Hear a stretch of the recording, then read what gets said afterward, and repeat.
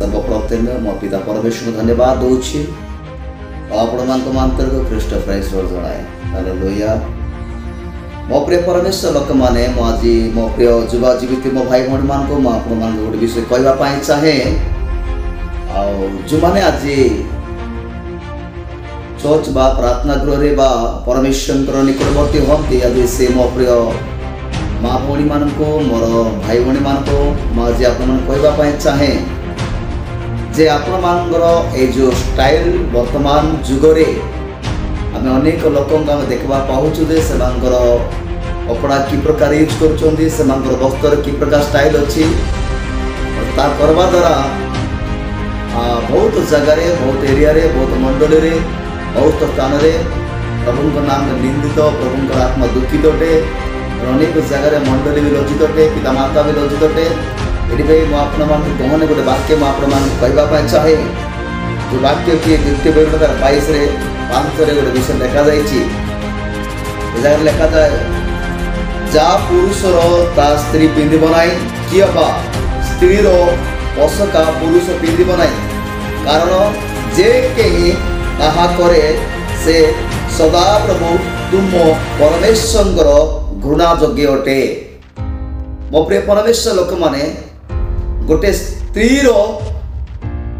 पिंधा ओढ़ार आज सोसाइटी जब देखा आज अनेक युवा जीवित मानकर से स्टाइल देखा विभिन्न प्रकार दुखर कारण घटे कहीं से माने सेमिति पिंधवा द्वारा प्रथमे आपन को किए घृणा करुछि न करुछि परर कथा मन प्रथमे आपण सृष्टि करता पिता परमेश्वर आपण घृणा करती ताहा करवा द्वारा गोटे स्त्री गोटे पुरुषर पोषका पिंधवा द्वारा प्रथमे प्रभु जीशु कि परमेश्वर आपण को घृणा करुछंती। एपरे आत्मिक नथिबा जागती माँ बापा माने से माने से मानकर पुओ झी मानकर पिंधा ओढ़ा के देखे खुशी ही पारे किंतु वास्तव गोटे आत्मिक माँ बापा गोटे पुओ झीओ जगत कल्चर कि फिल्म स्टाइल कल्चर कि अनेक भेसिया मानकर कल्चर जदि से माने स्टाइल मारती से प्रकार यूज हहंती जगत मध्य ताहले आत्मिक माँ बापा माने केबे भी संतुष्ट हो पारे ना। मो प्रिय परमेश्वर लोक माने आपण मानकर पिंधा ओढ़ा परमेश्वर गौरव हेबा दरकार आपण पिंधाओढ़ा मंडल रे गौरव हेबा दरकार आपणकर पिंधा ओढ़ारे आपणकर वस्त्र रे पास्टर पालक प्रचारक आज्ञा माने खुशी हेबा दरकार आत्मिक भाई माने खुशी हेबा दरकार सोसाइटी मंडली रे आपणकर स्टाइल रे सम्मान मिलवा दरकार अटे। मो प्रिय परमेश्वर लोक माने मो आपण माने कहवाई चाहे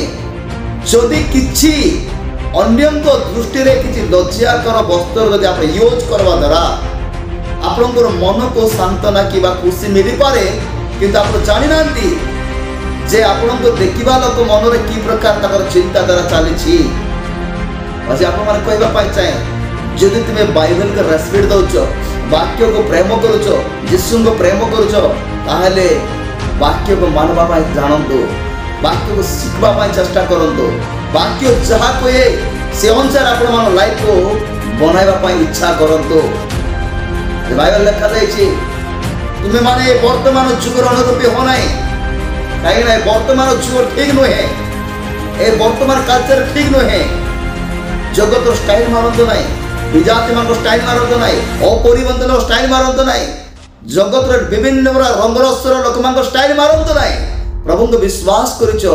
आपणकर पिंधा ओढ़ा गो डिसिप्लिन गोटे बहुत सुंदर जनक आपण शरीर जमती लज्जाजनक न है ये से प्रकार अनेक तुम आत्मा पाए तुम प्राण पाए तुम शरीर पाए तुम